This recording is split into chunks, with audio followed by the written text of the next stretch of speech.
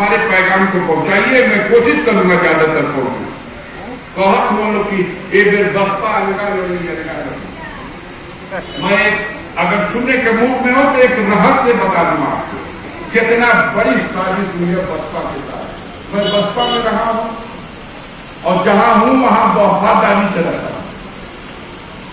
Bahujan Samaj party को जब Bharatiya Janata party और आरएसएस के लोगों ने देखा कि ये बड़ी तेजी से ये पार्टी ऊपर बढ़ गई है, उत्तर प्रदेश में 4 बार सत्ता में आ चुकी है, अगल बगल सभी राज्यों में, राजस्थान में 6 सीट, मध्य प्रदेश में 7 सीट, बिहार में भी 2-3 सीट, ये था सरकार में, पंजाब में भी 5 सीटें थी। तो नजर लग गई, और नजर लग गई तो धोखा कभी कभी दूर से किया जाता है और कभी कभी सट के किया जाता है।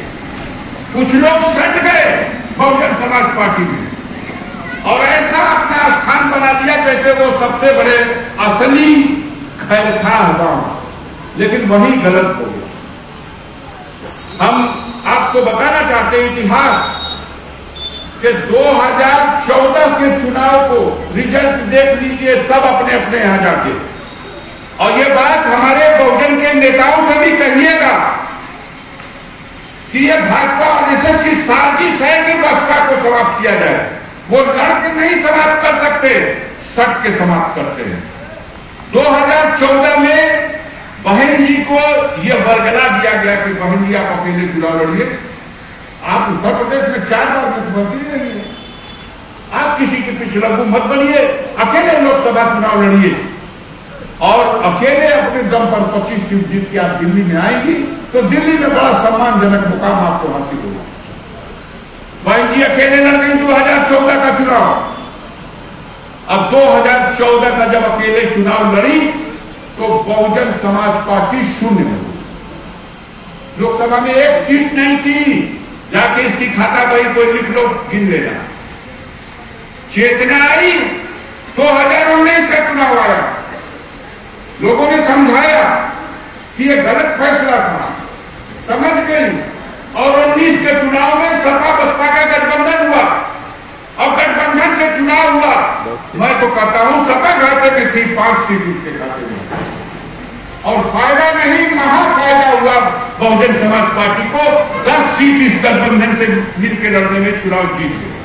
हम लोग 10 लोग लोकसभा पहुंच गए।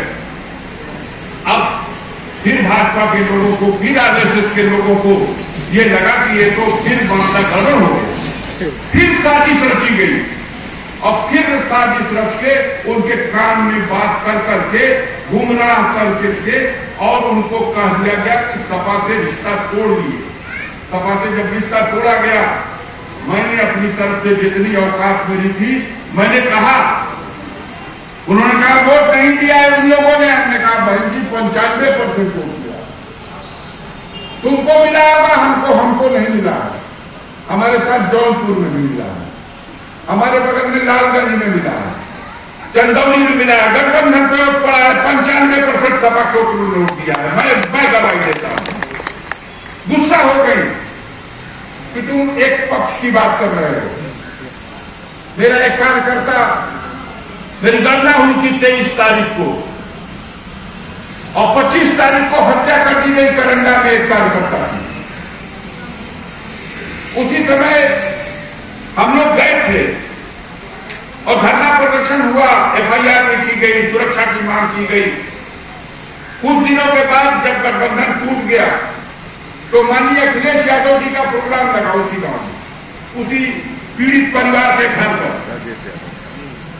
गठबंधन टूट चुका था, हमारे लोगों ने कहा आपको नहीं जाना है, उनका कार्यकर्ता है, कुर्बान हो गया मेरे लिए बूथ पर, मैं जाऊंगा रहूं या न। और मैं गया, उसमें मेरी फोटो खींच के, मेरा वीडियो बना के बहन जी को भेज दिया कि देखिए अखिलेश जी से समझौता टूट चुका है, ये उनके साथ बैठे हैं। बुलाया गया, मैं गया, उनको बकरीद का दिन था, उस दिन के लिए सुनाया, मैं गया। दूसरे दिन जब पहुंचा, सवाल जवाब हुआ, मैंने बताया कि क्या परिस्थितियां हैं। कोई भी किसी का साथ इसलिए पकड़ता है कि संकट की घड़ी में वो उसके साथ खड़ा होगा। हम उसकी जिंदगी नहीं लौटा सकते, लेकिन हम उसे सांत्वना तो दे सकते हैं, भरोसा तो दे सकते हैं, इस लड़ाई में उसका साथ तो दे सकते हैं। मैं इसलिए गया, इस कसूर के लिए जो सजा दीजिए मुझे मत। तो सारी बातें सुनने के बाद कहा कि कुछ कार्यकर्ता तुमसे नफरत करते हैं, देखो वीडियो बना के भेजो। पूरी बात नहीं बताया कैसा वो तुम्हारा बूथ पर लड़ने वाला कार्यकर्ता। हमने कहा जब गठबंधन का कैंडिडेट था तो मेरे लिए खड़ा था, कैंडिडेट मैं था। आज स्थिति यह है कि उनके कान में यह डाल दिया गया है कि बहन जी आप अलग लड़ेंगी तो मोदी और उसकी सरकार और उसकी सीबीआई और उसका ईडी और उसका इनकम टैक्स बहन जी आपके बंगले की तरफ नहीं देखेगा। जेट कैटेगरी की सुरक्षा आपको, आपके पूरे परिवार को, भाई को, भतीजे को, सबको मिलेगी। लेकिन बहन जी अगर आप गठबंधन में सम्मिलित होने की सोचेंगी तो आपके साथ क्या हो जाएगा हम लोग कुछ नहीं कर सकते। अब आज के दौर में आप बता दो अपने गांव में भी उसके साथ रहना पसंद करोगे जो तुम्हारे दुख सुख में तुम्हारी पुछार कर सके, तुम्हारे साथ खड़ा हो सके। जब कार्यकर्ताओं पे हमला हो रहा, चारों तरफ दलित समाज के बस्तियों में इज्जत लूटी जा रही, मारे जा रहे, घोड़े पे चढ़ के युवक दुल्हा बने वाला ससुर जबले उसके पटक के मार पहुंचे, जुल्म अत्याचार प्रतिष्ठा पर है।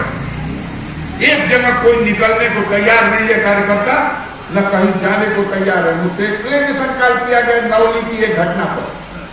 नौली में एक घटना हुई थी, हम लोग चले गए थे मौके पे, तो कहना बताओ नोटिस जारी की गई थी, पार्टी की तरफ से आदेश है कि मौके पे आप नहीं जाएंगे, ऐसी घटनाएं होती और आप चले गए। ये तमाम दुनिया भर की बातें थी, क्या इसको बताऊं। मोटी बात यह है कि आज उनको गुमराह किया गया है, सट गए हैं कुछ लोग। हमने कहा बहन जी 400 सीट पर आप लड़ी है, 403 विधानसभा, और 403 विधानसभा में एक विधायक जीता है।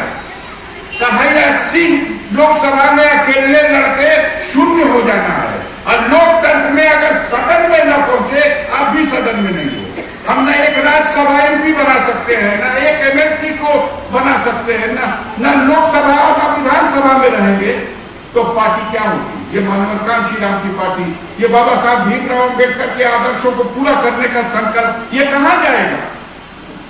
इन सवालों का जवाब नहीं है। हमने कहा हमारे ऊपर जुल्म और सितम हो रहा है, आप हमारी मुखिया हो, मेरा आंसू कौन पूछेगा। एक बयान देखा तो पूरे हिंदुस्तान में एक पार्टी के कार्यकर्ता ने, जिला स्तर के भी कार्यकर्ता ने एक बयान भी दिया हो कि अफजल अंसारी के परिवार पर गलत जुल्म किया जा रहा।